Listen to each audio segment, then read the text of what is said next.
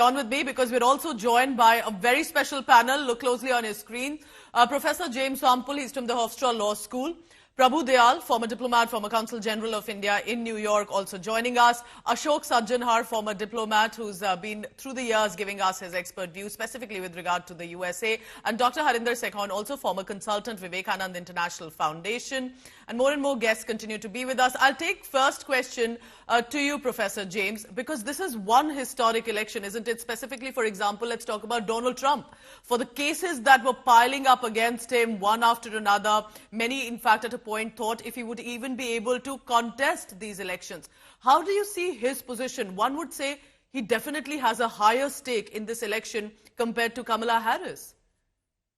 Well, it is an extraordinary moment, both in the sense that the race is so close and in the sense of the context that you describe. It's the first time in American history that we could elect somebody who has recently been convicted of 38 felonies. It is not a bar to being the president of the United States to have those felony convictions. So the stakes for him are extraordinary, both in the sense that he's running for office and an important office, maybe the most important office on the globe, and yet at the same time he's also running, in a sense, away from the law and away from the consequences, at least over the next 4 years, of the convictions that he already has and the trials that he would be facing if he were to lose the election. Very interesting. Please stay on with me because I want to go across to my colleague Rohit on this. Rohit, we've been constantly discussing over the past few days of, who looks like perhaps has an edge or not. You've been saying it's a neck-and-neck contest. And yet do you think for both of them, for Kamala Harris and for Donald Trump, it may be unprecedented, either as return, or for Kamala Harris with so many of inclusivity, diversity aspects bringing in with her? How do you see this election for the US and possibly for the world? Well, it is very close. I think it's like playing a broken record over and over again by saying it's very close, but it is too close to call. Anybody, who tells you today that they know who's going to win is essentially, they don't have their facts right.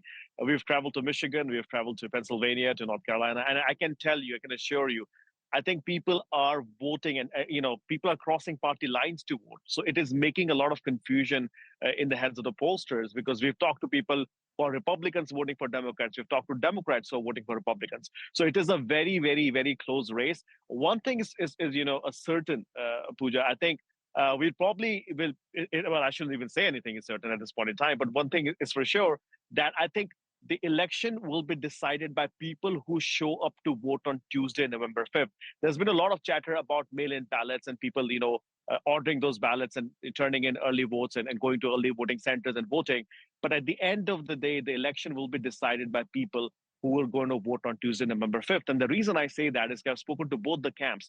The Republicans believe that if MAGA base is motivated enough to go out and vote on Tuesday, November 5th, they will win those swing states. And Kamala Harris's camp believes that if women voters, especially in the light of what we saw last night when the Iowa poll came out and said that she's leaving in Iowa, so if they show up in these suburban areas and counties, in North Carolina, the counties like Wayne County, the counties are around Atlanta in Georgia, in Pittsburgh in Pennsylvania, if those people show up and vote on Tuesday, November 5th, they believe that Kamala Harris has a chance to win Pennsylvania and then, go back, in a sense, to the White House. So it's a very close call.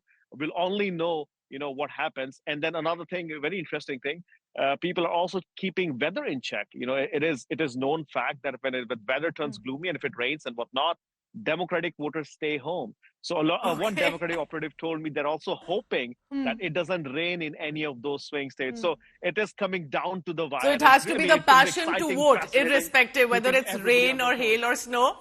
If they really want their candidate, they'll have to come out irrespective. Very interesting perspective. Rohit, please stay on with me because Prabhu Dayal also joining us, former diplomat, former Consul General of India in New York. So I think this is one election of the USA, possibly since decades, where I've seen so much mention of India, Hindu community, Indian diaspora, Deepavali, bashes and outreach to the community. Do you think it would be fair to ask who is a better candidate, Kamala Harris or Donald Trump, when it comes to India? Both have made their share of promises, connections, but do you think there is one of either who may do better with relationship with India? And do you think, or is it too premature to be mentioning that right now? Well, I think that both candidates will bring some positive aspects for India. First of all, let's note the fact that this presidential election is taking place against the backdrop of escalating geopolitical tensions. Correct. And there has also been a change of leadership in Bangladesh. The situation in Southeast Asia continues to be fragile. So the election is very important in this particular geopolitical aspect. Now, I think that if Kamala Harris is elected, she will by and large maintain the Biden administration's policy of multilateralism, alliance-driven sort of approach. While Donald Trump's policies could see a resurgence of certain policies like aggressive trade tactics, potential higher tariffs, and stricter immigration policy. Now, issue by issue, I think that the Kamala Harris administration would be supportive of India's trade interests, and I don't think any major change is likely in the current policy. Okay. However, Donald Trump could cause some disruptions in trade, but at the same time, he might open up opportunities for India to replace Chinese imports in the United States. I also mentioned immigration.